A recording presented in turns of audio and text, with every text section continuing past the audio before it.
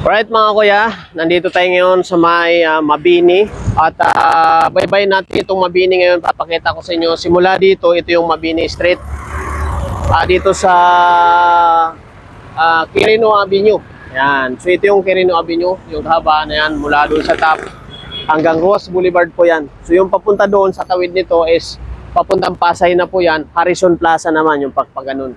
So yun yung Mabini, yung kahabaan naman nito papunta doon sa may Ermita or Malati. So ayan mga kuya, mga kaibigan, mga kababayan, Kuya Isko Official po at ang ating isang channel, Gwapong Biyahero TV. Samahan nyo ako at puntahan natin itong kahabaan ng Mabini. Okay? So sana paki-like and share ang ating mga video at syempre huwag kalimutan mag-subscribe at syempre sa ating Facebook account huwag kalimutan mag-follow. So Kuya Isko Official muli, ang vlogger ng Maynila. Tara, samahan nyo ako. Let's go! Right mga biyahero, mga kuya, ayan no. At dito tayo magmumula sa may Quirino Avenue. At ito na yung kahabaan ng Mabini Street. Kaya panoorin nyo po at papaliwanag ko po sa inyo kung anong mayroon dito sa Mabini Street. So nagsimula siya dito sa may Quirino Avenue. At yung karugtong niyan, yan yung kanto, yun yung hospital ng Maynila.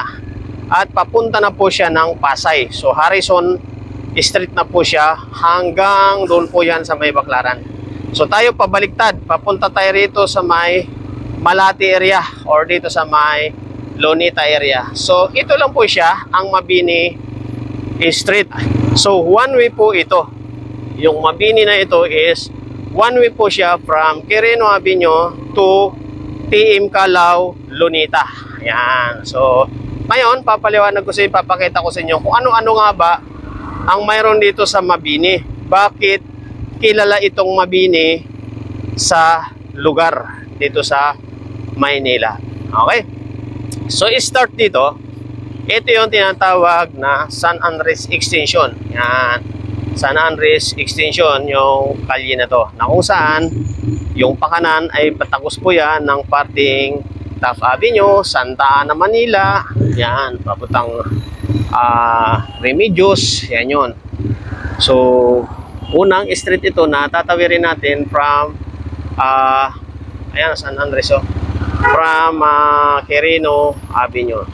So dito yung mga jeep, dito dumadaan yung mga jeep na biyaheng Retiro, ayan, Blumentritt, Santa Cruz, Faura, Mabini, Libertad, yan, SM City Hall, Calao, Luton, yan yung mga biyahe niya, Laluma, Banawi. So Retiro, Blumentritt, Tayuman, Laluma, Banawi. So yan yung mga biyahe nila. So yun po yung mga dadaanan papunta dito sa may Vito Cross. So pagdating dito, ayan yung Remedios. Dito sa lugar na ito, dito na paikot yung mga restaurant. Dito yan sa harap na yun doon. Restaurant, club, mga beer house. Sa gabi po ninyo iyon makikita. Kaya nga abangan, dahil sa mga susunod, bibidyohan natin ito sa gabi. Ayan, yung club na yan, no? Club Jeepney.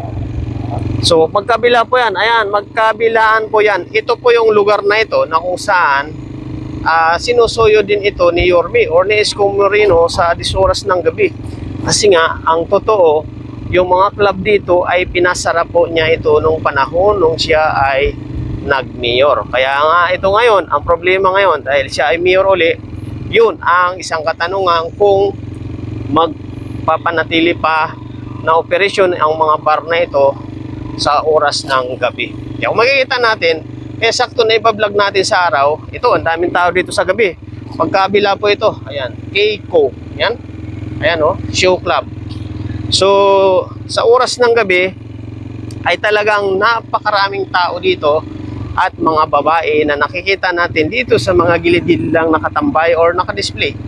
Yan. So, ngayon, araw, ito po yung kalagayan. Normal lang siya na ating makikita. Yan.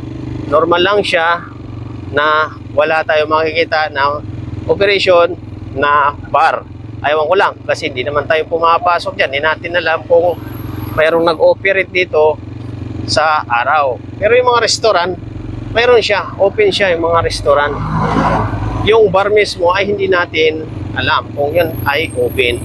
Okay, Riviera Mansion Hotel. Ito yung casino. Ayan. Nakalagay casino. So dating ano po yan eh. Kung nga ba dati, nakalimutan ko na. Basta dating sikat yan na casino din. Las Palmas Hotel de Manila. Ayan.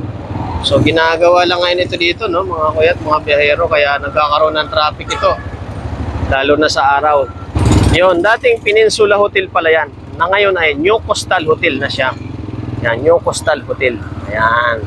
So casino. So ito yung Pedro Hill. Ayan, i-cross na natin yung Pedro Hill.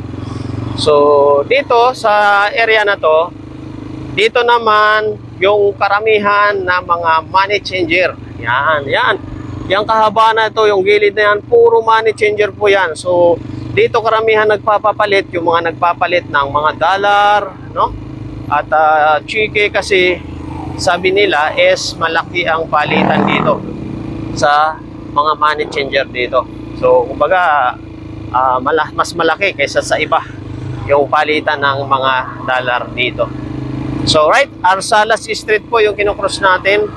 So baybayin pa rin natin ito, yung Mabini Street pa rin ito. Kaya lang maraming ginagawa dito, kaya nagkakaroon ng traffic. Lalo na sa Monday to Friday, kasi ngayon po ay araw ng Sabado, no? So tapos na tayo doon sa lugar, no, na kung saan puro bar yung ating mga nadaanan. Hindi lang natin ngayon mapansin masyado kasi nga pag araw wala pong opening na bar or hindi po siya operation pag araw. So gabi lang talaga yung operate ng mga bar dito. Kaya pag abangan niyo dahil sa gabi, iba-vlog natin ito. Kaya makikita nyo na yung mga nakadisplaying mga babae talaga sa gilid ng kalsada. So ayan, yan yung Mabini, ha. Mabini Street. Alright. So dinaanan na natin o tinawiran na natin yung Pedro Hill. So next naman natin na tatawirin is Padre Paura Street. So Padre Paura, ayan, Padre Paura, corner Mabini Street. Ayan, yung mga jeep dito galing ng Santa Ana Tulay. Yan, galing ng San Andres. Yan, galing ng Guadalupe. Yan, yung mga jeep dito.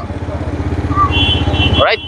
So ito po yung Padre Paura Street. Kung saan, isa yan sa pinaka-main road or pinakakilalang lugar. Okay, so ayan, no, mga kaibigan, mga biyahero, mga kuya. Okay, Manila Lotus Hotel. Ito, so ayan, yan, Manila Lotus Hotel. Alright. So ganun pa rin, no? Same pa rin pagdating dito. Wala na ganong bar to dito. Ang pinakamalaking bar dito na ating madadaanan ay walang iba kundi ito. Cowboy Grill. Ayan, Cowboy Grill. Yan, ito ang Cowboy Grill ng Mabini Street, Manila. Yan. So yan yung pinakalas na Cowboy Grill na bar na ating madadaanan dito sa pinaka dulo na ito. Okay. So next natin ay yung madadaanan ay yung UN Avenue. Ayan, matraffic na naman. So may ginagawa kasing mga portion na lugar kaya siya nagkakaroon ng traffic.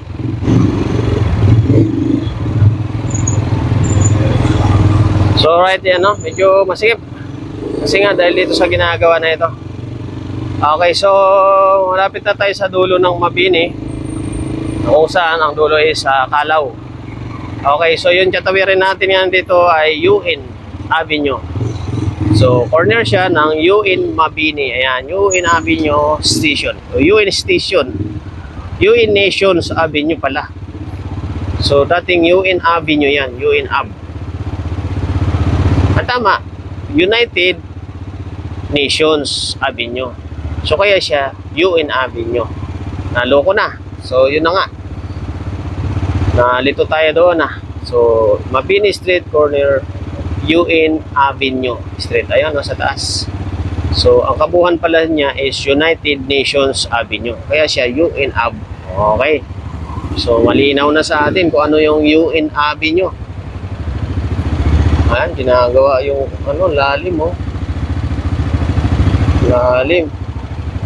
Giniba yung kalsada, oh.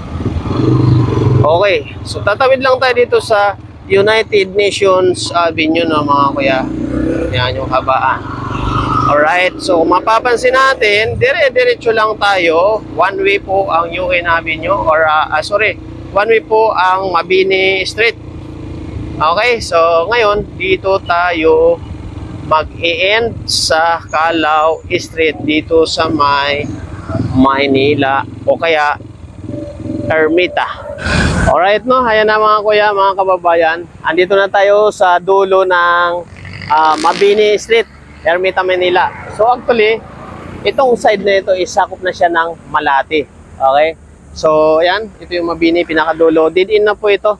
Ito makikita natin, dead-in na po yan. Ito yung TM Calao Street, yung kahabaan na to, TM Calao. Ayan. So nandito yung Magsaysay. Yung Magsaysay na sikat na applyan ng mga seaman. So ayan po, no, mula dito sa Maynila, ang vlogger ng Maynila, Kuya Isko Official po. Hanggang dito na lang po yung video natin. Please like and share and subscribe. At ang ating Facebook account, Charles Francisco. So mabuhay po ang lahat. Mabuhay ang Maynila. Official nandito na, mga ka-5-9, halina at sumama.